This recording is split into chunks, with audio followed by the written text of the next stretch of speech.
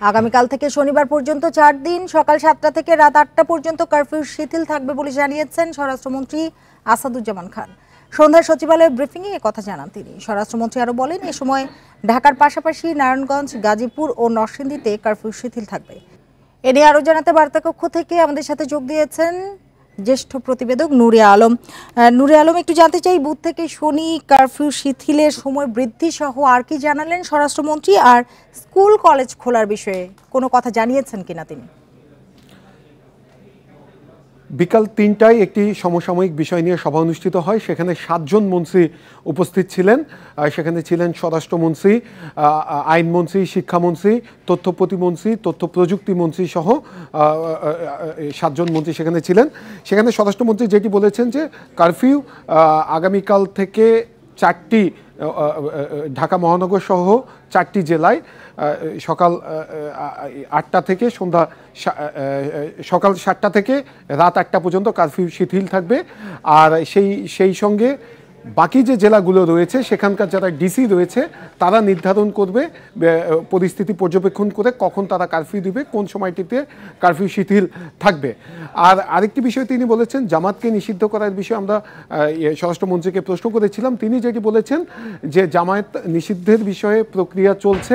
আইনমন্ত্রী এর আগে আমাদের প্রশ্নের জবাবে বলেছিলেন যে জামায়াতকে নির্বাহী আদেশের মাধ্যমে নিষিদ্ধ করা হবে এবং সেই সিদ্ধান্তটি আগামীকালের মধ্যে নেওয়া হবে বলে আইনমন্ত্রী আমাদেরকে জানিয়েছেন।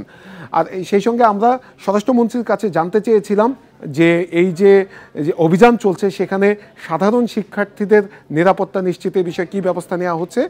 স্বরাষ্ট্রমন্ত্রী বলছেন, যারা সাধারণ শিক্ষার্থী রয়েছেন তাদেরকে কোনোভাবে গ্রেপ্তার করা হচ্ছে না, যাদের বিষয়ে সুনির্দিষ্ট অভিযোগ রয়েছে তাদেরকে গ্রেপ্তার করা হচ্ছে। এই বিষয়টি নিয়ে শিক্ষামন্ত্রীর কাছে সাংবাদিকরা জানতে চেয়েছিল। শিক্ষামন্ত্রীও জানিয়েছেন যে কোনো নিরীহ শিক্ষার্থী যদি হয়রানির শিকার হয় সঙ্গে সঙ্গে তাদেরকে জানালে তারা আইনশৃঙ্খলা রক্ষাকারী বাহিনীর সাথে কথা বলে সে বিষয়ে ব্যবস্থা নেবেন। আর সেই সঙ্গে শিক্ষা প্রতিষ্ঠান খোলার বিষয়ে শিক্ষামন্ত্রীর কাছে আমরা জানতে চেয়েছিলাম।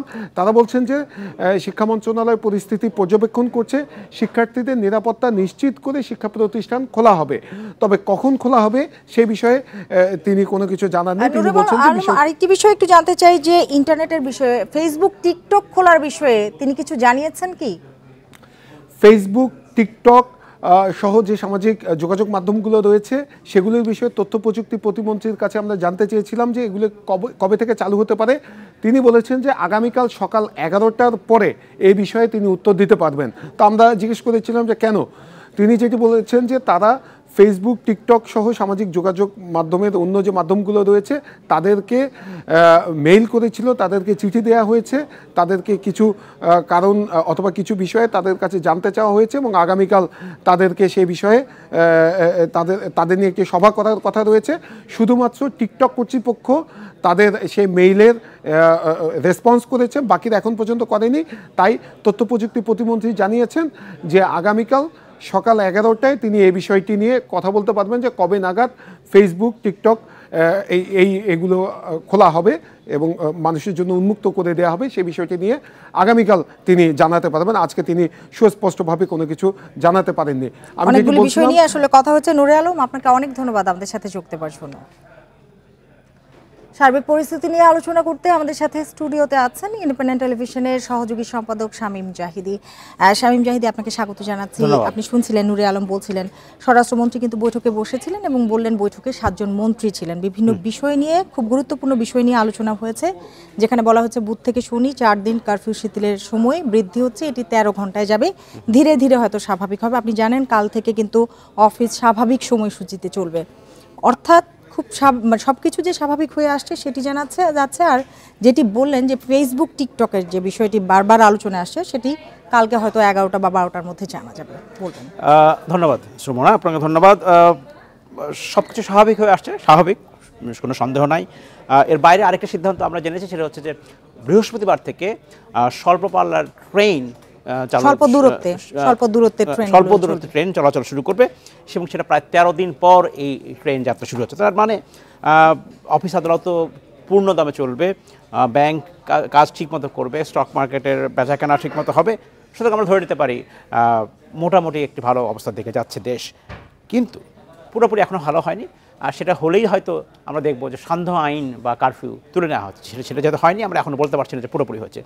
এখন তাহলে করণীয় কী? করণীয় হচ্ছে এরকম যে আপনি আরও কিছু কথা বলছিলেন যে ফেসবুকের ব্যাপারে, ইন্টারনেটের গতির ব্যাপারে কথা বলছিলেন, আমরা শুনছিলাম আমাদের প্রতিবেদক, এগুলোও আসলে স্বাভাবিক হওয়া দরকার। তা না হলে তো আমি স্বাভাবিক অবস্থা বলতে পারবো না, তাই না? যখন এই গোলযোগটা হলো 19 তারিখের আগে যে অবস্থাটা ছিল, আমরা ধরে নিতে পারি 16 বা 17 তারিখে ইন্টারনেটের উপরে, মোবাইল ইন্টারনেটের উপরে সরকারের নিষেধাজ্ঞা দিয়েছিলেন। তারপরে অবশ্য সরকারের পক্ষ থেকে বলা হয়েছে যে মহাখালী ডাটা সেন্টারে হামলা হয়েছে, যার ফলশ্রুতিতে ইন্টারনেটের বিঘ্ন ঘটেছে। সেটা যাই হোক, এখন সব কিছু আগের মতো আসতে হবে, না হলে আমরা স্বাভাবিক বলতে পারবো না। সামাজিক যোগাযোগ মাধ্যমের কথা বলবো যে ফেসবুকের উপর খুব মানুষ নির্ভরশীল, শুধু যোগাযোগ নয়, ব্যবসা বাণিজ্যের জন্য এফ কমার্স খুব গুরুত্বপূর্ণ। এই এফ কমার্সের মাধ্যমে অনেক মানুষ, যাদের অধিকাংশই নারী, তারা অনেক পণ্য কেনা বেচা করেন এবং তারা তাদের আমি যদি বলি তাদের অর্থনৈতিক কর্মকাণ্ড দাঁড়িয়েছে ফেসবুক বন্ধ থাকার কারণে। এবং সব সাথে ইন্টারনেটের গতি আগের মতো আসতে হবে। এখন গতি কিন্তু এখনও সন্তোষজনক নয়, এই গতি দিয়ে আসলে ডিজিটাল বাংলাদেশ এগোতে পারবে না। আপনি জানেন যে একটি ঐতিহাসিক সিদ্ধান্ত হতে যাচ্ছে, সেটি আগামীকালের মধ্যে জামাত শিবিরকে আগামীকালের মধ্যে নিষিদ্ধ করা হবে এমন একটি কথা বলা হচ্ছে। নির্বাহী আদেশে এটি করা হবে, কিন্তু কোন আইনে কোন প্রক্রিয়া হবে আইনি বিষয়গুলো খতিয়ে দেখার জন্য তারা আলোচনায় বসবেন, তারপরে সিদ্ধান্ত আসবে। এই সিদ্ধান্তকে আপনি কিভাবে দেখছেন? এটা আমরা বহুবার শুনেছি, বহু সময় শুনেছি। দাবি করা হয়েছিল আওয়ামী লীগ সাথে সংশ্লিষ্ট যেসব প্রতিষ্ঠান তারা দাবি করেছেন, বিশেষ বুদ্ধিজীবী দাবি করেছেন, কিন্তু কখনো সরকারের দিক থেকে এটা কার্যকর উদ্যোগ দেখা যায়নি। এই মুহূর্তে হঠাৎ করে আমরা এই উদ্যোগটা দেখছি। এই উদ্যোগের ব্যাপারে কিছুক্ষণ আগে আমরা সংবাদে দেখছিলাম, আওয়ামী লীগের সাধারণ সম্পাদক বলছেন, যিনি এর আগেও গতকালকে 14 দলের মিটিংয়ের পরে, বৈঠকের পর তিনি সবাইকে অবহিত করেছিলেন যে তারা এই সিদ্ধান্ত নিয়েছে একসাথে সবাই মিলে। এবং তারা বলছেন যে জামাত ইসলামী বা শিবির, জামাত ইসলামের সহযোগী সংগঠন, তারা সন্ত্রাস করছে, জঙ্গি সংক্রান্ত কাজে লিপ্ত, সুতরাং তারা নির্বাহী বিভাগে হয়তো এটা করা হবে। অপরদিকে আওয়ামী লীগের বিরোধী পক্ষ বিএনপি বলছিলেন, তারা বলছেন যে সাম্প্রতিক যেসব দেশে চলমান ঘটনা ঘটছে সেইখান থেকে মানুষকে দৃষ্টি ফেরানোর জন্য এই উদ্যোগ নিয়েছে সরকার। এখন আমরা আসি আপনার প্রশ্নে যে কীভাবে হতে পারে। বাংলাদেশের সংবিধানে 38 নম্বর আর্টিকেলে বলা আছে যে একটা রাজনৈতিক দল হতে হলে কি কি গুণ থাকতে হবে, বা একটা মানুষ ব্যক্তি কি করলে কোনো দলের হয়ে কাজ করতে পারবেন, তার মধ্যে কি কি পারবেন না সেটা একটু আমি বলে শোনাই। যেমন বলা হচ্ছে কোনো দল বা সংগঠন বা সংস্থা যদি ধর্মীয় এবং সামাজিক সম্প্রীতি ব্যাহত করে, বিঘ্নিত করে, তারা সেসব দল হতে থাকবে না, বা সেরকম দলে কোনো ব্যক্তি যোগ দিতে পারবেন না। আরেকটি বলা হচ্ছে যে এইসব দল বা সংগঠনের উদ্দেশ্য যদি হয় ধর্ম, বর্ণ, লিঙ্গ এইসব ক্ষেত্রে বৈষম্য তৈরি করা হয়, অর্থাৎ বলা হয় যদি এই চাকরিতে শুধুমাত্র পুরুষরা পাবে, মহিলারা পাবে না, যদি বলা হয় যে এই চাকরিতে শুধুমাত্র ধর্মীয় ভিত্তিতে ইসলাম ধর্মের অনুসারীরা পাবেন, অন্যরা পাবেন না, এমন যদি কিছু হয় সেক্ষেত্রে এর বৈষম্য তৈরি হবে নিশ্চয়ই, এবং এটা করা যাবে না। তবে আবার বলে রাখি, কিছু কিছু ক্ষেত্রে আমি নিয়োগের কথা বলছি, সাম্প্রতিক সময় নিয়োগ নিয়ে অনেক কথা হচ্ছে, নিয়োগে কিন্তু সংবিধানে এই কথাও বলা আছে যে কোনো নিয়োগের ক্ষেত্রে যদি মনে করে সরকার সেখানে তারা কোটার ব্যবস্থা করতে পারে। যেমন কোনো প্রতিষ্ঠানের জন্য শুধু একটা বিশেষ ধর্মীয় গোষ্ঠীর মানুষের প্রয়োজন হয়, তখন সেই ধর্মীয় গোষ্ঠীর মানুষকে নিয়োগ দেওয়া যেতে পারে।